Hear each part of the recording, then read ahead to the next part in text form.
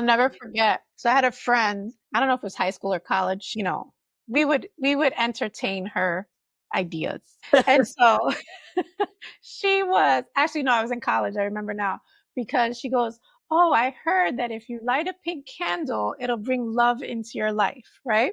So she wanted to go to the Botanica to go buy this pink candle. So we go, and it's three of us, and we all buy a pink candle. So I light it in my bathroom and I have it lit or whatever. And at the time, I was talking to this guy who throughout college was always trying to get with me, but I wasn't attracted to him. So, but I was good friends with him and we graduated. And so we had just graduated and he wanted to keep being friends, but he was still trying to date me. And he calls me and he's like, "I don't know what it is." He's like, "I just can't get you off my mind. I feel like you put a spell on me." I got up off the couch so fast and blew that candle out. You put that pink candle out, threw that in the trash.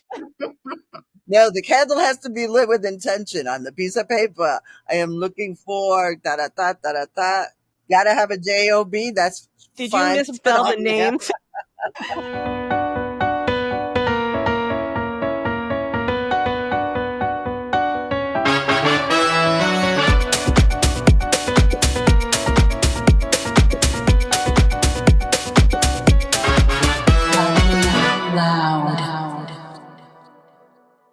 Today's guest is Lorraine Melendez from the Bronx, and she is here to talk about spirituality, Santeria, and all the questions that we have to kind of clarify kind of some of the misunderstandings that are out there on the internet.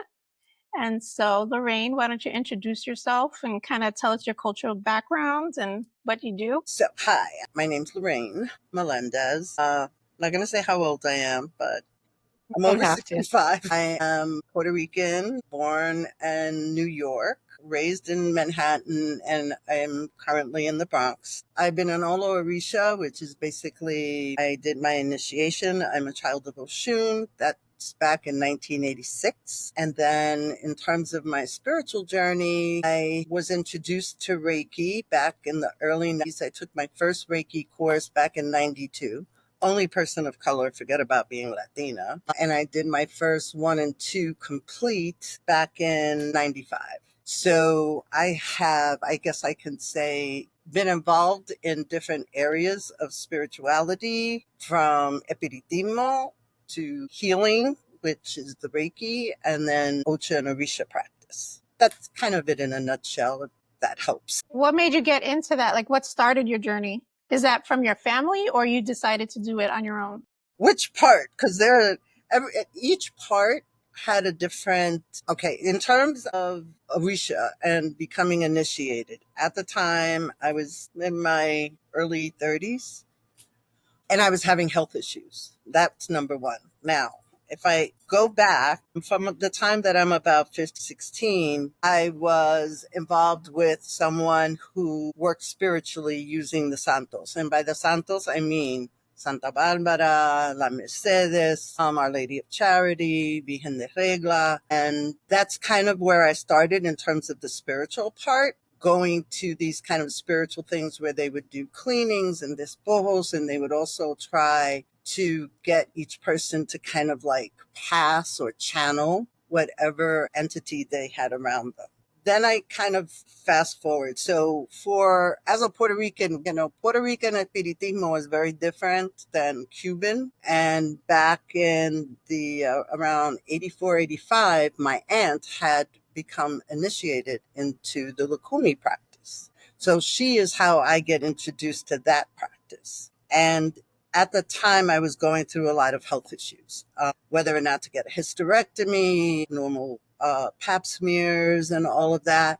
And by doing spiritual misas plus cleanings in front of the Orisha, it was determined that I should become initiated, and this was going to kind of help me through my health issues. Because at that point, it was kind of like, you'll never have a child, so on and so forth. I made Ocha in 86, and by the middle or end of my yaboraje, I got pregnant. And I was like, okay. So I went back to the doctor who had told me, forget about ever getting pregnant. We've scraped, we've tugged, we've pulled it, it's an impossibility. Now, I will tell you that when I made Ocha, one of the things that happened was that Orisha came down and said, "You're going to have a child." And I was like, yeah, right, whatever. I didn't do it for that purpose. I just did it for my overall health. Mm. And sure enough, that's how I have my daughter, who is now 38, 39. And she was born preemie. There were some complications, but the one thing I remember more than anything else is that when I told the doctor, look, I didn't get my period, and he's like, well, it's impossible that you could be pregnant, but I'll humor you and we'll do the urine thing. And then came back almost pissed. He's like, oh, you're pregnant. Well, this is the last time I'm going to be seeing you. It was such a brush off, but Mafera Funarisha, because somehow or another that really solidified my beliefs, my practices, even though that wasn't even my wish or my prayer. I had really kind of given up on having a child at that point. And so that's what led me to that. And then I started working in a woman's bookstore back around 91, and it was all women based. And I found a book called All Women Are Healers, and it talked about different modalities, different spiritual paths. And that's where I first got introduced to Reiki. And again, the way the universe works, the way spirit works, the way things that are meant to be in your path work, is that a woman came in who happened to be a Reiki master. And she just started like passing her hand and going, oh, you got this. Oh, there's this, that, or the, like, I was blown away. And that's right after reading that book. And so I decided this was also something that I needed to do. Because in Espiritismo, we do a lot of things in terms of advising people, but I wanted something that would help the person, you know, in terms of, let's say, going for readings and consultations, you're told things. I wanted something that helped you come to your own realization, because I could tell you 100 things, whether or not you're going to listen to it or follow through. But when it's your idea, it's a different thing. And I found that Reiki kind of helped people kind of get in touch with where there were blockages and so forth. And because I was also involved with Espiritismo and Ocha or Orisha, I could infuse that in how I conducted my ceremony without having to actually introduce it to anybody. You know, those are energies that I'm calling on. I know that anything that I do, even having this conversation right now, it's guided. You know, this isn't coming out of my brain. I pray for that divine guidance and inspiration to know and to feel what I should do, what I shouldn't do, what I should say, and what I don't say. Do I listen to it all the time? Sometimes no, but for the most part. Same. I do know throughout all the different modalities, I know that there are generally forces around us that are there to help and support us. And my Ocha practice actually even brought me more in touch with that, because part of doing that practice also involves ancestors. And the ancestors are always invoked before any ceremonies or rituals. They're always addressed. There are offerings of food and rum and so on and so forth, to acknowledge the fact that it's through their life, through their pain, and through their suffering that we're here today. So we always acknowledge our, excuse me, our ancestors before we start anything, and then we go on to the next things. So that's kind of how one thing led to another. You mentioned the despojos. So what is that? I'm going to answer that question for a friend. So despojos are cleaning. You're doing, so we have, now again, different people, Dominicans do a little different. They do more 21 divisions, Puerto Ricans, Cubans. We do misa blanca, which is basically a white table. There are generally other mediums that are present, along with people that are also looking to either get in touch with their guides, or have an issue and a problem and are trying to find a remedy, because it's not something physical. Something's going on, but they can't pinpoint it as being a physical thing that's going on. And so it can be that there is an energy, because we live in a world full of energy, a negative energy that could be causing problems, disruptions, obstacles. So a despoja is basically a cleaning, a spiritual cleaning. It can be done with plants or flowers, where, you know, they're passing it over the person's body, around their head, perfumes. the intent being to separate whatever negative energy is around that individual and to use a new age term in their aura, to kind of separate and detach it and release it so that it no longer has an effect on the person. Can you see someone's aura? Can you look at someone and... That's not one of my things. No. Okay. But I know people that do. Uh-huh. My mediumship involves more trance channeling, which means I'm not present, which I like. Can't say it's me. He said it. I didn't say it. I didn't know it. He said it. Mm-hmm. Take it or leave it. But also just sometimes in general, it's not so much that I can see an aura, but I can feel if something doesn't feel right. There's like automatically a kind of a sense that something's not quite right. It may, have me pull away. That's not somebody I'm going to go hang out with. That's not somebody I'm going to go and try and engage in a conversation because there's like something off. But there are individuals, mediumship and spirituality can take on so many different forms. Basically, not all two mediums are the same. You have some people that they could just be talking to you and saying, okay, I'm going to tell you about your grandmother. I'm going to tell you about your grandfather.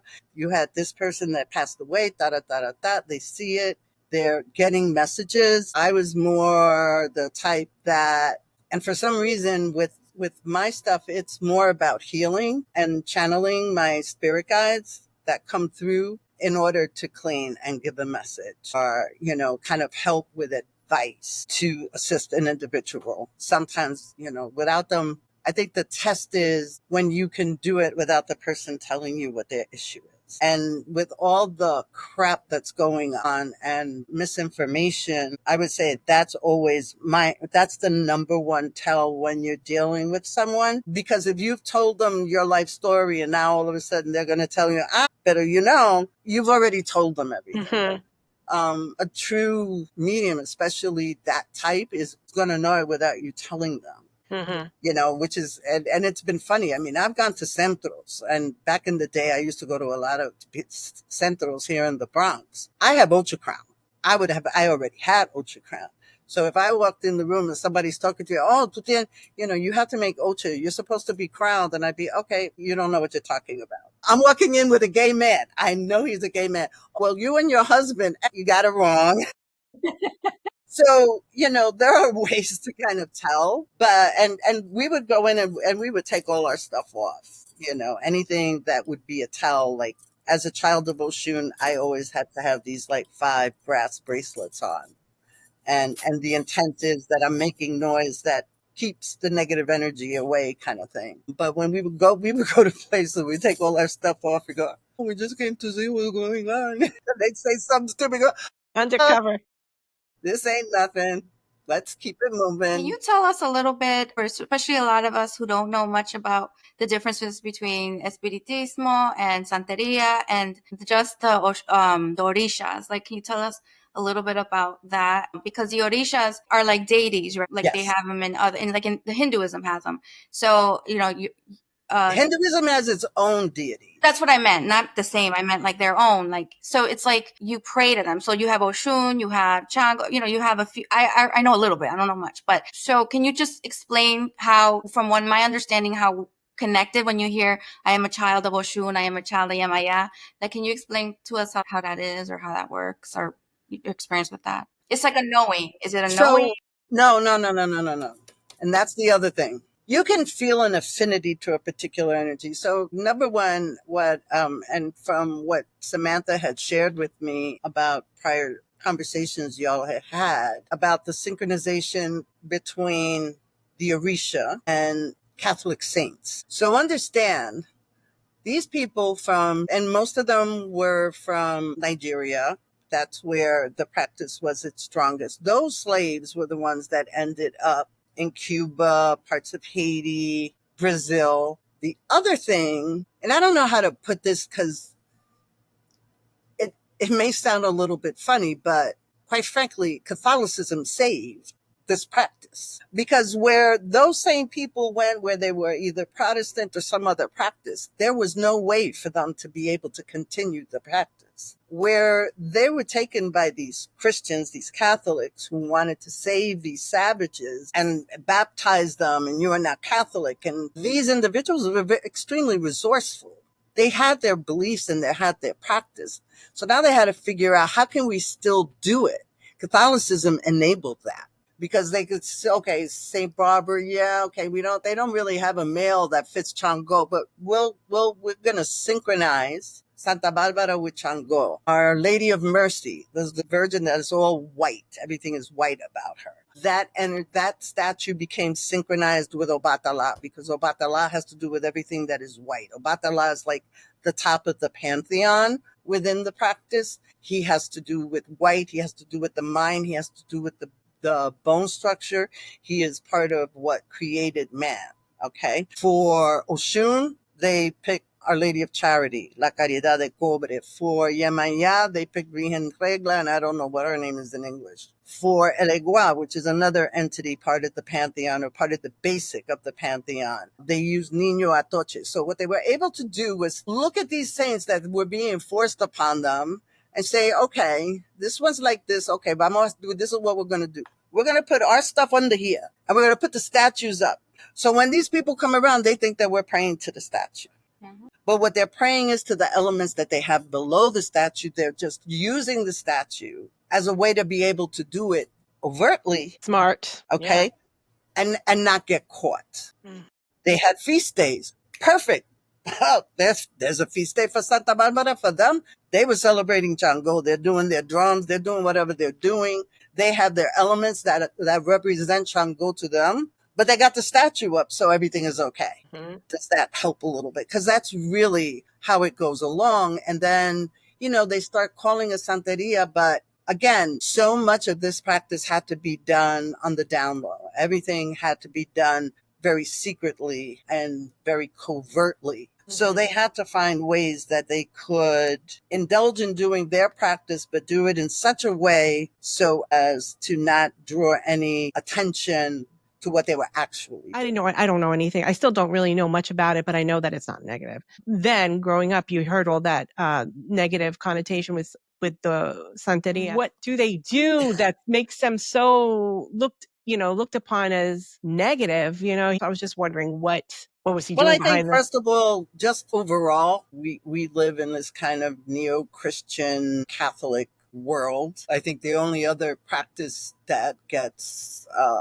acknowledged are the Jewish people. So when you are talking about something that is for them, they see it as primitive. For us, it makes absolute sense, because we are dealing with energies that have to do with everything that is around us, the elements of the ocean and what we get from the ocean. Rivers. Without rivers, we would die. You can't just live off ocean water. You can't drink that. But I think the fact that people didn't understand it, number one. Number two, because it was not part of the mainstream, it wasn't Catholicism, people had to do it secretly. And so, listen, I even remember my mom was totally against my getting involved. Like I said, it was my aunt who had been initiated, and she was the one that kind of basically saved my life in terms of giving it a purpose and a meaning that I did not have prior. And her thing was, you can't be made a santo. And that's not what's taking place. I am not the santo. I am not the Orisha. Again, because so many people in New York came or were initially initiated by Cubans, that term Santeria stayed. But right now, it's a Lukumi practice. We're trying to take it back to what its origin is. Santeria becomes what we call it because it's what people are most familiar with. But the fact that it is something that is tied to earth and nature, I think makes people uncomfortable. But I will tell you, there are elements to the ceremony that when I look at a priest being ordained, I'm like, we do that.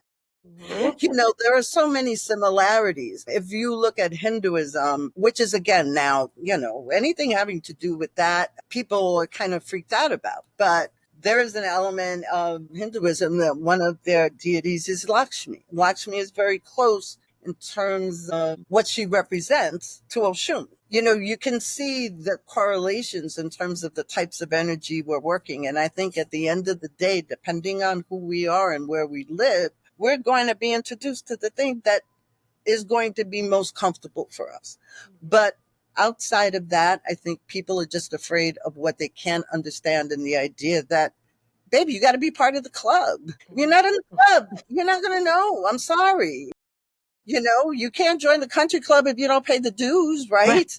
Then we are not doing anything that other people in other ways, you can't become a doctor of medicine if you never went to college, med school, so there are steps. And for it to be any less for anything else just kind of seems a little crazy, because that's pretty much how our society functions overall. You take certain steps, and as you take different steps, you become knowledgeable to that area, and then you move on to the next thing. And to a large extent, Ocha works that same way. And spiritualism, I think, also in the sense that anybody that's doing it by themselves or hasn't worked with someone that is more knowledgeable to guide and teach. I see people, because they got a deck of cards, all of a sudden they're talking to Oshun. No, you're not. Sorry, it don't work that way. You may be talking to an energy that is yellow or whatever, but I don't know what you're dealing with. But that's not how Orisha communicates. There are very specific ways that we communicate. We have Dilogun. It is Dilogun shell. It's a shell reading, by the way, and that is based on Ifa and tablets that go back hundreds of years in order to do divination. It's not just, okay, oh, that card fell, let's sweat. This is what's going to be in your future. That's not how Ocha works. It's really a lot more detailed, and there's a lot more to the study of it in order to even be in a position to do readings legitimately. I don't know if I don't want to confuse, but I'm trying to keep it like real simple. Melissa, what's your question? Because I'm looking at your face like. No, I think you're beautifully describing it. I'm not familiar, like in the like I've studied it or anything, but I do know, like, for instance, I do women retreats for women of color, and we have an altar. And it's interesting you said that, because I went to Mexico, and there's a lot of religions and indigenous people and Africans and all that, the things that were tried to be erased, that were attempted to be erased by the colonization, that even though Catholicism might have saved it in a way where you could hide behind it, it also demonized it, which is very interesting, right? So, I mean, there's all of that as well, due to the history of especially in the Caribbean.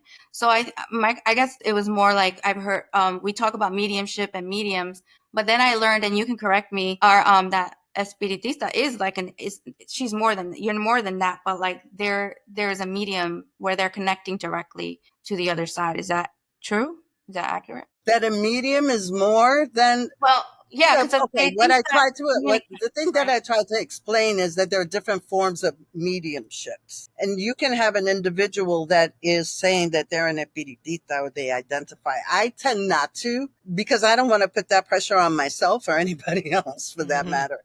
Because then people want to, well, what do you see? What do you know? And sometimes that's not meant to be. But first of all, a true medium, you're kind of going to know it without them necessarily always having to put that label on themselves. I feel like the true mediums usually don't, right? They just. But that's exactly it. That's like I said, oh, should I put on all of my elekes to prove that, I got Ultra Crown? I don't have to do that. And too much of what we see, if you put the pañuelo a certain way and you got the elekes and you got some music going in the background, this is a legit santera. And that's not necessarily true. We do have lineages. And it's kind of the same thing with a true medium. Doesn't have to advertise themselves. You're going to know who they are by the way they approach you, if they approach you, or if you feel drawn to them and they tell you something that they could not possibly know without you ever having said anything, and is able to give you information or guidance on situations that you yourself, maybe it's been kind of like back here and you've been fighting against it, and they go, oh, this is something that you have been wanting to do and you haven't, and now's the time that you should. And sometimes they say something that's like in 3 years and you have no idea what they're talking about. And then 3 years comes and you're like, oh. Well, I mean, understand, we think of things in linear time. Spirit doesn't function in that way. Part of being initiated is you get what they call an anita, which is basically a life reading. And now you can look at it, and now I read back and I'm like, shit, yep, that happened. Yep. Those are where the problems I'm having. Yep. They told me this. They told me that. So belief in all of this does not mean that you're getting instantaneous information. You're getting information that you need. Your actions are what are ultimately going to determine whether or not you actually are going to see it. It's a possibility. I'm telling you what your possibilities are. So if I say your possibility is to be a brain surgeon and you never go to medical school, well, it's not going to happen. But if you're on a medical trajectory, I might have given you an indication of what it is that you should be studying because you were uncertain. So you can go for a reading, and readings are going to tell you what the possibilities are. Problem is, you can't go and somebody tell you, okay, you're going to be successful, you're going to have a business, you're going to have money, but yet you're sitting in your house every day and you never go out and you never take a job. It's not going to happen. People misunderstand that whether it's through a medium or spiritually, tarot cards comes up while you're getting a Reiki session, or you actually become initiated and get involved with the Lukumi practice. All of how things ultimately evolve depend on you. So I think the other thing that the misconception is that you're going to get involved in practice, just like even being a Catholic, whatever religious practice. You can't be an SOB and be successful. And if you are, there are going to be elements and stages of it that are not going to work. I have friends that talk about like, oh, they went to the Botanica and they did a spell or whatever. I'm using the wrong words because they're mad at somebody. So they want to send a bad intention to that person. And I've had people do it to me, like send a bad intent. And I always laugh because my belief is it's like do unto others what you want done to you. Like that's my belief. So anytime someone's ever tried to do something towards me, I'm like, enjoy the repercussions of that because it's going to come back to you. So it's never really touched me. So what are your thoughts on that? Like when people do things like that? Thoughts are powerful things. Thoughts are definitely very powerful and are instrumental into how we operate. The fact that you think and feel that way is like 90% of the shield that you have created around yourself. That's number one. For me, this is how I see it. Are there people that will intentionally go to a Botanica and try and do stuff? Unfortunately, yes. I know someone that had a Botanica, but the other thing is different people have different principles. There are people that lend themselves to doing things that are dark, because it's one thing that I don't like you. It's another thing, let her break both her legs so that she can't walk. That's evil. Mm-hmm. And I do believe in the concept of karma. What you give out is what comes back to you. Right. Which is why anybody who is a true practitioner is really trying to make themselves better. And if you see yourself in a better light, and if you see yourself as a child of God, a child of Orisha, I am protected, I have all of this, I don't ever have to resort to doing any of that because you are not my enemy. I'm my own worst enemy. Whether I succeed or I fail is based on what I do. And I think unfortunately, this last two generations are all looking that something is going to be handed to them. And spirituality, that's really not what it's designed for. It's designed to make you a better person. It's designed, if you use it fully, to help you tap into what are the things that are blockages and how you can release them, how you can be better. And so again, it's kind of like, I always tell people that they should just read the 4 agreements, and that also is going to help them get over the fact that, is everybody going to like you? No. Is everybody going to try and boost you up and support you? Absolutely not. Absolutely not. That's just not the nature of how everybody is. But if you're, safe and secure in your beliefs and your understandings, you're going to conduct yourself the way you know you should. And after a while, they're going to get tired and they're going to be miserable and trying to figure out, well, why didn't this work? Are there trabajos that sometimes work? Unfortunately, and hopefully, you're able to find someone that can really help with kind of breaking that pattern and dispelling whatever that is. I have had experiences with that, so I cannot say that that does not exist. But again, I think in any, just people in general just have such low opinions of themselves, so much so that in order for me to feel good, I got to make sure that you're miserable. I had a friend like that. I cut her off. Yeah. And that's the other thing. We are all intentionally born with intuition. We are all spiritual beings from birth. Unfortunately, through socialization and school and your parents telling you, no, there's no imaginary friends, we become more and more detached from that spiritual side, that innate side of us that lets us know, you know what, I'm not going out today. I don't care who calls me. I don't care where they want to go. I'm not going and following it. We all have that innately within us, just like the ability to kind of heal and the Reiki energy. It is all within us. It's a lot of what I feel I'm doing for myself and for anybody that I'm involved with is kind of helping them get woke back up. Because innately it's part of it is part of our DNA. It's just we've been so programmed and conditioned to follow this logical thing. And when you're talking about a spiritual practice, if you're talking about Orisha, it doesn't seem logical because it doesn't follow, can't feel it, taste it, and touch it. So it has a lot to do with faith, but also getting back with that innate ability that we have within us to be able to determine something don't feel right. No, I'm not going that way, or I'm not hanging out with so-and-so, and to trust it. This has happened to me a couple of times, and it happened recently where I'm like, okay, I had a doctor's appointment. I'm like, I gotta go. I gotta leave at, 10 o'clock because the appointment is 10:30, and Waze is telling me it's going to take me 20 minutes and I leave 15 minutes. And as I'm going on the route that Waze has told me, there's an accident. And I think to myself, oh shit, had I left 15 minutes, would that have put me in the middle of that? Yeah. You know what I mean? So it's gotten to the point that if I'm running late, I'm like, you know what? I'm going to get there when I get there. That happened twice within a 2-week period where I was running late and I'm cussing myself out. Like I did everything right. I got up, but for whatever reason, that last few minutes, like I couldn't find my key. I got to get my water bottle, but where's my wallet? All of a sudden, all these little things are keeping me from walking out the door, and bam, major accident. Yeah. I'm going to take that.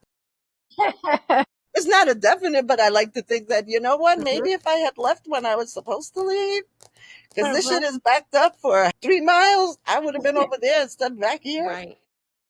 Yeah, no, Yes. it's true. So how do you continue to learn or evolve in your own spiritual path now? Because I like, for me, I feel like even my own spiritual journey, it's evolved and evolved and evolved. And once I feel like, okay, I'm over this or I've healed this, then the next lesson comes through and stuff like that. And even when I took my meditation classes, and that was worldwide, it was interesting to see people of all ages. There were 20-year-olds, there were 70-year-olds, like people were still learning. And I thought that was the most beautiful thing, that, people were still open no matter their age to just continue learning a new practice and opening themselves up to different things. It ends when you die.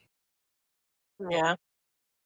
I think, it is an ongoing process. There's such a thing as experience that helps you as you move along. And I think we're exposed to different levels so that when we're ready to be able to process what that next phase is, we're ready and we can continue to move forward. But even in terms of Orisha, I've been involved almost 40 years. I just went somewhere recently and somebody will say something and I'm like, I didn't know that. And I think that's the idea. I think we have to understand that life is a process. Like it's ongoing and it's continuous. And we should never kind of fool ourselves into thinking it's not like, okay, I've got my master's degree in science. That's it.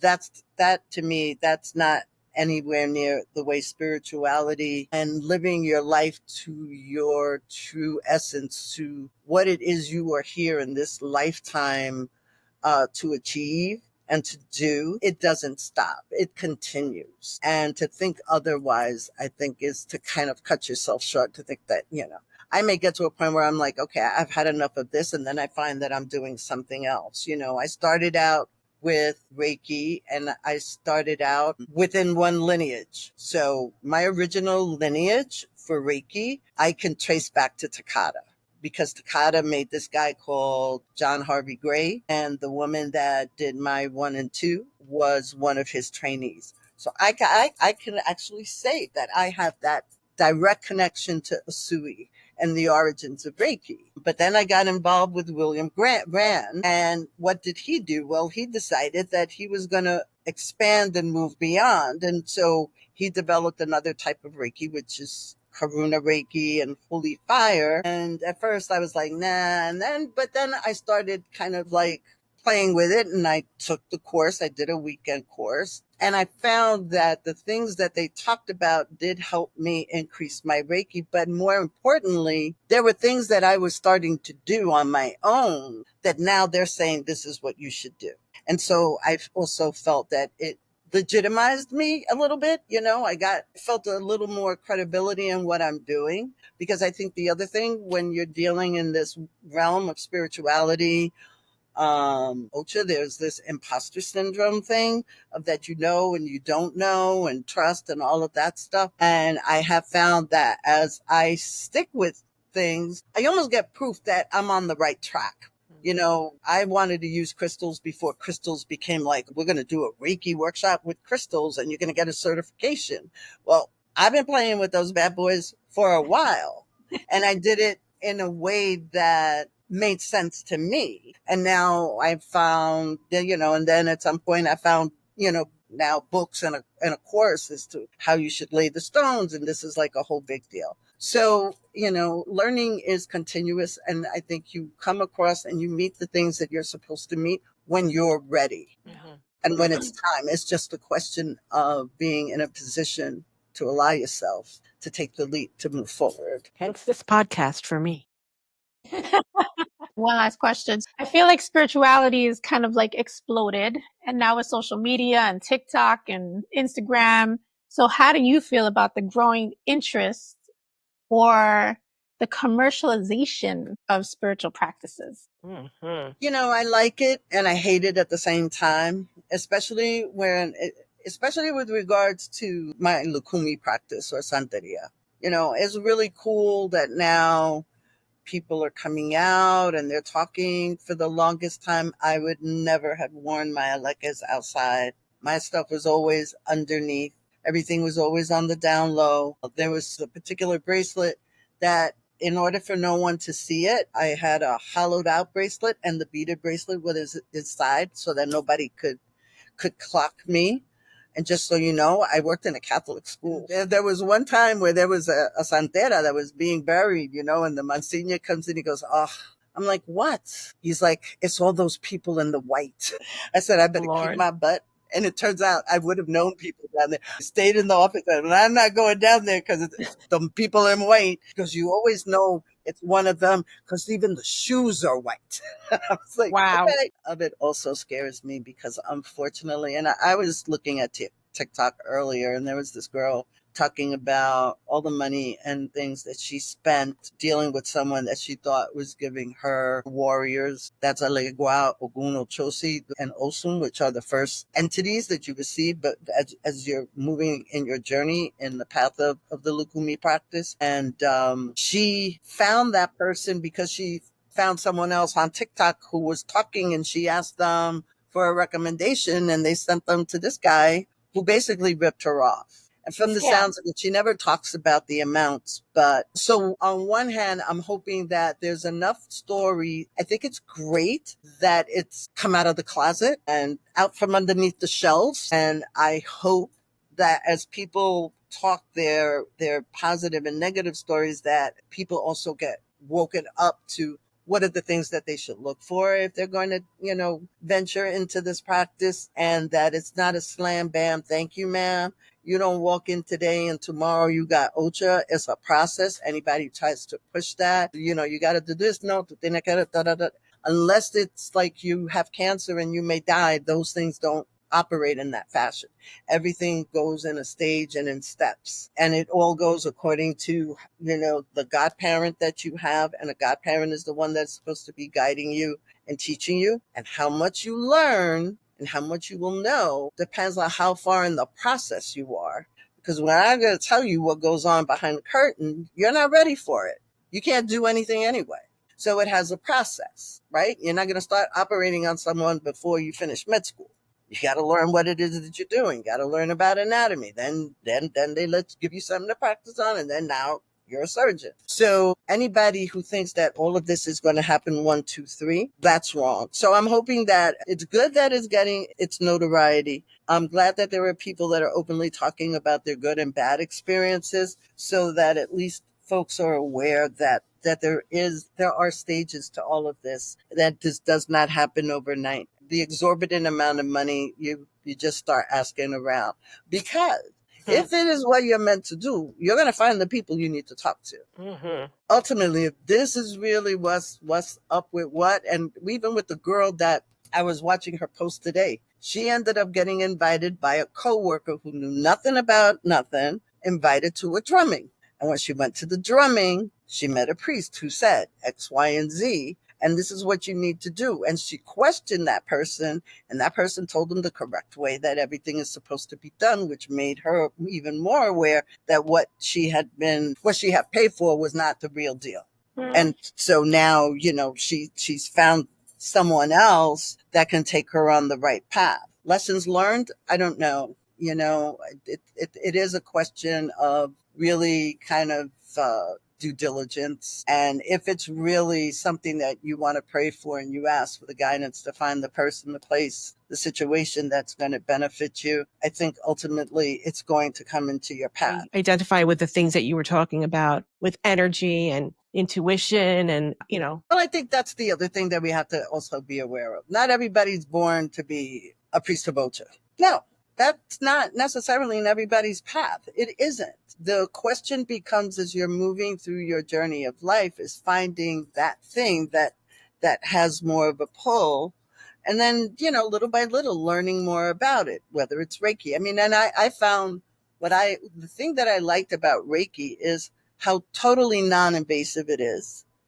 The only thing that's going to happen is what's supposed to happen, and you're the one that's responsible for what happens. I can channel energy, but all I am is a conduit for energy. How that energy works in your body, where it goes, how you feel, what it makes you feel, that's all what needs to be addressed, released, thought about in that moment and in that time. And that's what I liked about the Reiki. You don't got to jump up and down. There's no candles. Now a bunch of perfumes. That has its place. But that, again, also, it does not necessarily mean that is what's meant for you. The idea, like I said, part of what even got me to the Reiki was reading a book about different modalities. And then Reiki was what made the most sense to me.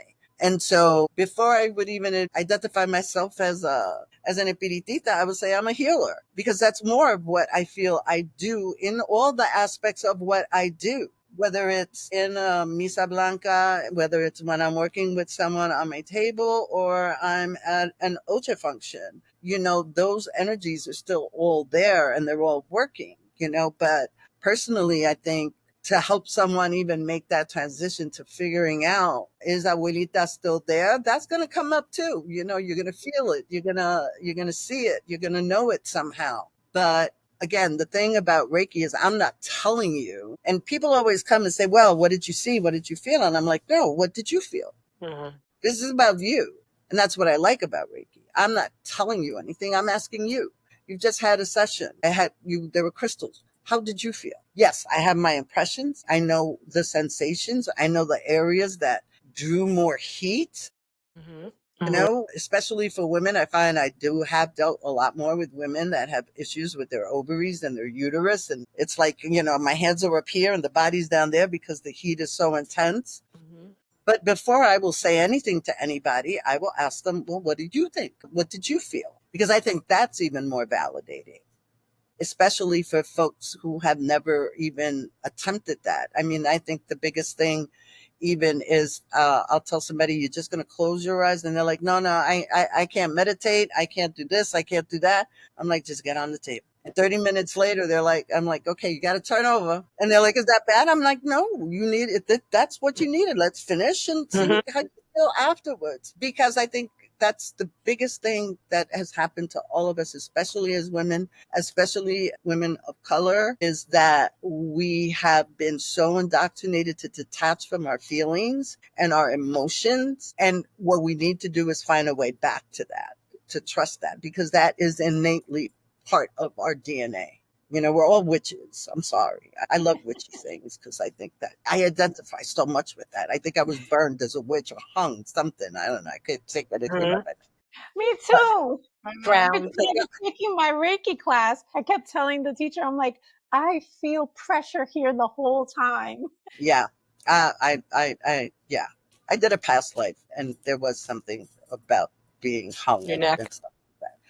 But and I think that's the other thing that you kind of, you know, our body stores so much, but, you know, just in terms of just our own health and well-being and finding something that enables us to do that instead of being constantly caught up in the run, in the prisoners, chained and bound to medications that are ultimately destroying them. But I know even for my spiritual journey, and I came to you for Reiki a few times, and you came and did my mom. I appreciate that. And like I learned tarot and I taught myself tarot, not to practice it, but to learn about energy, to learn how energy, the stages of energy. Cause I was like, well, there's stages to grief. Are there stages to other emotions?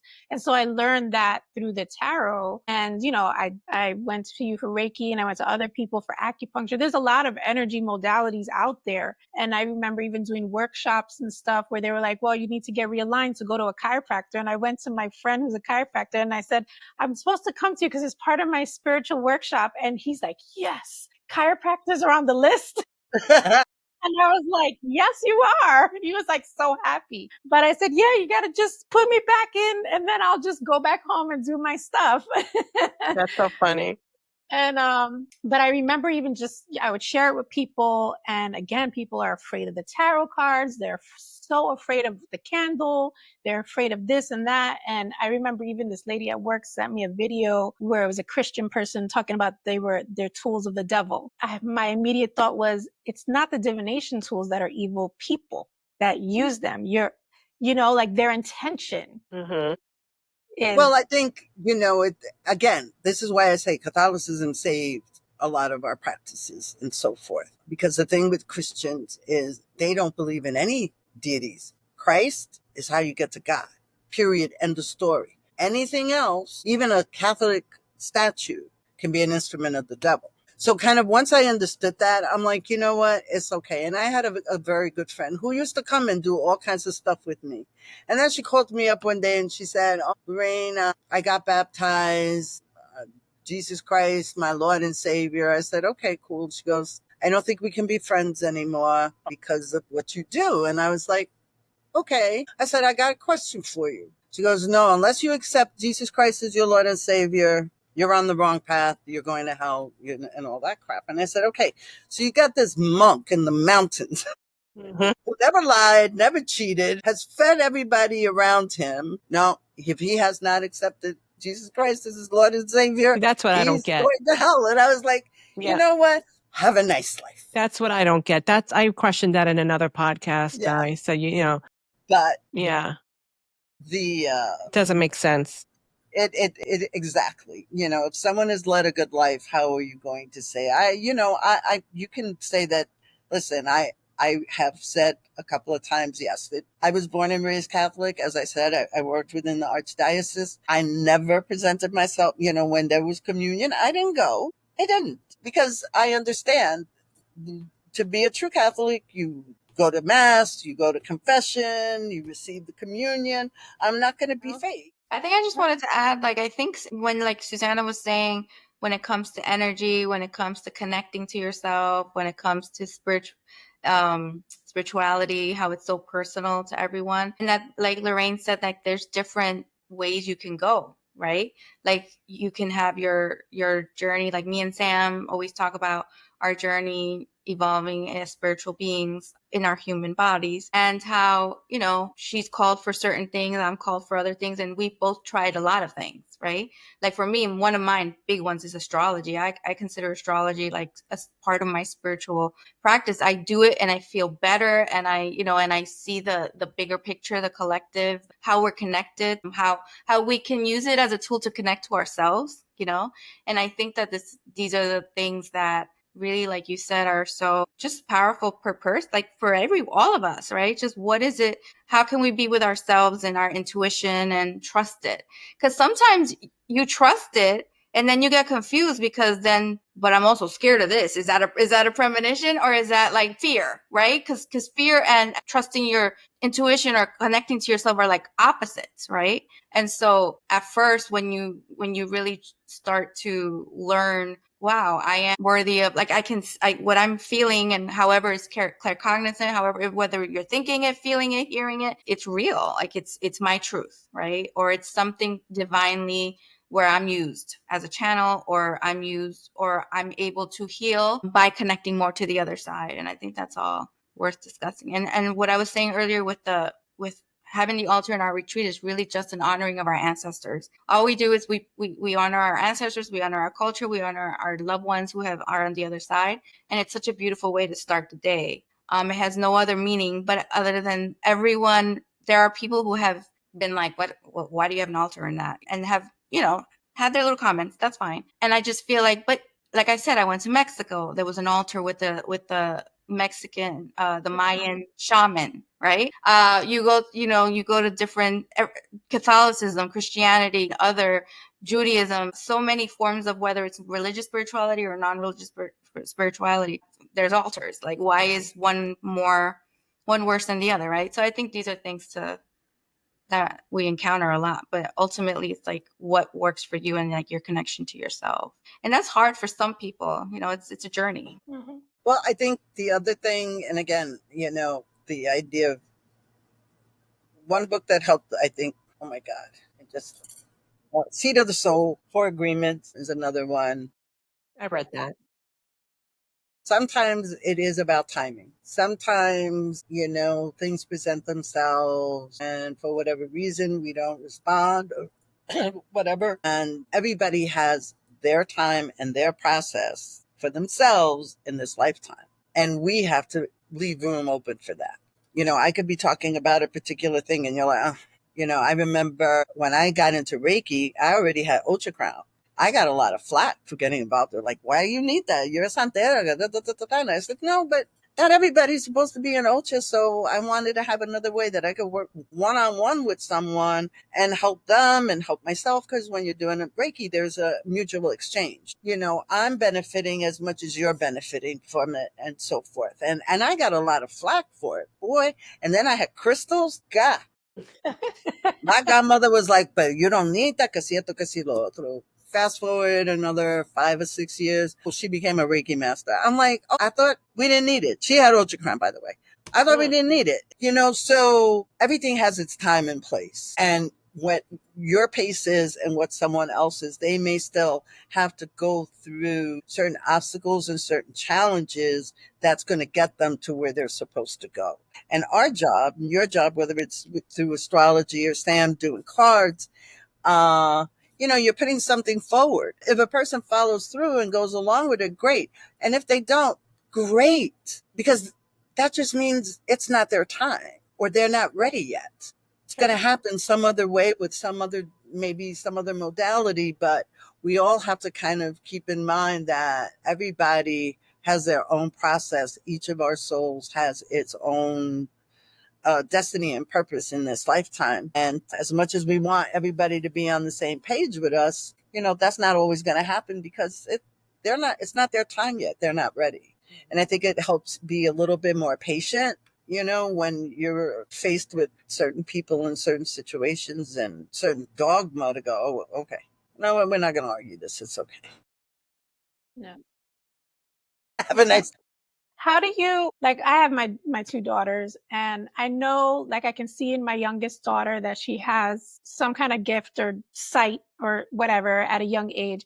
And so I myself am taking mediumship classes now because I want to be prepared for her. And so, like, how did you, like, pass your beliefs down or guide your own daughter? We hit her over the head with a hammer. No. Actually, the advice that I have been given was that I couldn't push it. I Right. had I don't to want to let push her, it. no, I let her come to me. And although she was around, like, I think I took her to one or two functions and she was like, I don't want to be here. And so after that, and then finally, when she was 15, she wanted to be, not only did she want to know more, but she wanted something that would be a rites of passage for her for entering into young womanhood. Because when she was younger, especially, she would see stuff and say things. Yeah, that's my daughter. She saw my uncle in the corner. She's like, why is Uncle Jimmy, why isn't he getting up? I see him in a bed and he's covered with white, but he's not waking up, and I'm trying to wake him up. And at the time he was in a coma. And we had done everything we could. We weren't discussing anything about him in front of her. So it was like, oh, and I happened to have a crystal ball on my table. I had just bought a crystal ball. So my thing for you, my suggestion is just you want her to feel comfortable in sharing whatever she's seeing or feeling. You can't show any like, oh my God, or, just encourage it, and listen to what she's saying and doing. Now, secretly, there are little things that I know to do. She was having bad dreams. I'd go put a glass of water under the table because that's under her bed. We have cacarilla, which is this powdered eggshell, and you sprinkle it around just to keep negative energy around. But the most you can do is just listen and let her talk about what she's feeling. And based on how your perception, encourage her to the extent that she can trust that and always come to you. Because you want her to be used to being able to talk about it and not that it just kind of stays in her head. She gets scared or that she thinks that she could tell her friends. Because unfortunately, those kinds of things, sometimes you can't tell other people. They're going to say you're crazy. They're going to say there's something wrong with you. So, the fact that you do what you do, let her pick crystals to put in her room around her. That will help kind of like boost her aura and even her connectivity. But just let her know that she can always talk to you about whatever, and try not to make a face depending on what it is. Yeah, usually just I'm curious. Yeah, she saw my mom after my mom passed. Well, I was going to ask you. Yeah, she said she came home from school and my mom was sitting across from her on the table. And I said, what'd you do? She goes, I stood up and said, you're not real. I'm going to the bathroom. Don't follow me. And then Definitely your daughter. and then even now, like I'll say, I'll ask her once in a while. She goes, yeah, I see like shadows. And I said, oh, and I said, are you afraid of it? Or, like what's your, and she goes, no. She goes, I scare them because they don't know I see For them. me, similar, I have an 18-year-old who's like very gifted. And when he was little, he would say things, and he saw my dad after he passed, and he would say, look, Abu's there and he's playing with me and all these things, right? So over time, I started to have my own spiritual awakening and explore my own. And I was lucky. I have to say, I always have to say this because I have to give props to my mom. Even though I grew up very Catholic, my mom was very spiritual and Catholic. So that's why I use the term spiritual, non-religious spirituality or religious spirituality. I mean, you can be spiritual and religious. Some people are just religious. That's fine. It's a personal thing. But I feel like I was spiritual since I was little. My mom was really big on that. And I saw my grandma when I was 13. She was gone, in my room, and my mom normalized it. But my mom just made me feel comfortable. So I did that with my son, and I was like, are you hearing things? She goes, sometimes. And like he would be open. And then he started to get older and shut it down a little. Then I took him to a mutual friend of ours. She was my Reiki teacher. I just did 1 or 2 years ago. And I took my son to a Reiki class for kids, for teenagers, kids. And they were like, he's such a natural. He's so gifted, blah, blah, blah. And I'm like, I did my job. I exposed him. I opened myself up to nothing's. He knows his mom's into this stuff. I introduced him to an old friend who's a medium. And she was like, Daniel, I don't want you to be scared. And he's 18 now. And the other day we were talking about something else.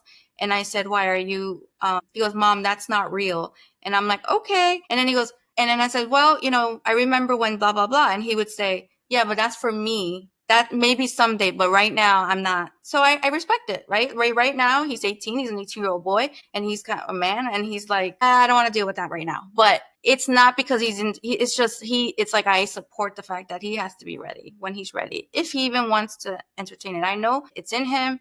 He's definitely gifted. His astrology chart is off the chain with his divine stuff, but you know, I respect that. I did my job. I felt like I didn't make it weird. Like Sam supported him, and he's like, this is not weird. It's just I'm not into it right now, and that's fine. One day he might be, and it's up to him. Well, that was very interesting, Lorraine. Thank Yes. you. Thank you. I love the conversation. I felt like I Well, learned a lot today. thank you for the opportunity. We fam now. We formed a sisterhood now, so